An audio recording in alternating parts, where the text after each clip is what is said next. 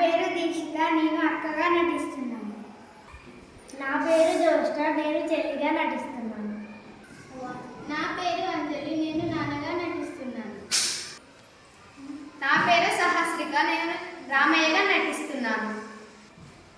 నా పేరు వేదశ్రీ, నేను నాన్నమ్మగా నటిస్తున్నాను. ఈరోజు మేము స్వాతంత్ర దినోత్సవం గురించి స్పీచ్ చేయబోతున్నాం. అందరూ చూసి ఆనందించండి. చెల్లి, రేపేంటో నీకు తెలుసా? అక్క తెలుసు నాకు. రేపు ఇండిపెండెన్స్ డే కదా. అవును కదా, మనకు దాని గురించి తెలియదు కదా, అమ్మని అడుగుతాం. సరే అక్క. మమ్మీ ఏం చేస్తున్నావే? ఏంటిదిరా? మా స్కూల్లో రేపు ఇండిపెండెన్స్ డే ఉంది, దాని గురించి చెప్పవా? నాకు ఇప్పుడు చాలా పని ఉందిరా. మీ నాన్నని అడుగు. సరే మమ్మీ. ఒడ్డుమూడి నుంచి వెళ్ళవాలి బిడ్డ. సరే మమ్మీ. పిల్లలు జాగ్రత్త, ఒడ్డు మీకు కింద పడతారు, వెళ్ళాలంటే. సరే నాన్న, రేపు మా స్కూల్లో ఇండిపెండెన్స్ డే ఉంది, దాని గురించి చెప్పవా? తెలుసు కానీ ఇప్పుడు చాలా పని ఉంది. చూడండి బురద కాలికి ఎలా అంటుందో. వెళ్ళి రామయ్యని అడిగింది. సరే నాన్న. రామయ్య, ఏం చేస్తున్నావు? ఏం చేస్తలేం బిడ్డ, పని చేసుకుంటున్నా.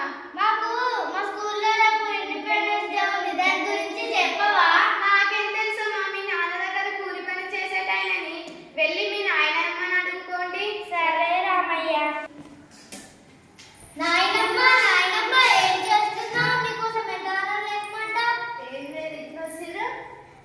నిన్ను ఒకటి అడగడానికి వచ్చినాం. ఏం అడుగుతారు? రేపు మా స్కూల్లో ఇండిపెండెన్స్ డే ఉంది, దాని గురించి చెప్పవా? అది మస్తు పెద్ద ఉంటుంది, అది ఇప్పుడు ఎందుకు? అబ్బా తర్వాత ప్లీజ్, చెప్తా. దాని గురించి చెప్పవా? సరే చెప్తాను, వినండి. 1947 కంటే ముందు చాలామంది బ్రిటిషర్లు మన దేశానికి వచ్చి మన దేశ ప్రజలని వాళ్ళ బానిసల్లాగా చూశారు.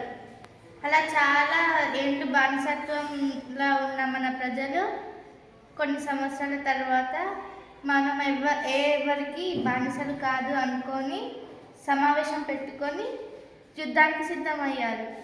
తర్వాత చాలా ఏళ్ళ యుద్ధాల తర్వాత మనకి స్వాతంత్రం వచ్చింది. స్వాతంత్రం అంటే ఆటలు పాటలు కాదు, చాలామంది త్యాగాలు ఉన్నాయి. దాన్ని ఎప్పటికీ గుర్తుంచుకోవాలి. సరే నాయనమ్మ, రేపు ఇది మా టీచర్ చెప్తే మా టీచర్ ఎంతో మెచ్చుకుంటుంది. ఎవరో మెచ్చుకుంటారని ఏదో ఇస్తారని మనం ఇవన్నీ గుర్తుంచుకోవద్దు.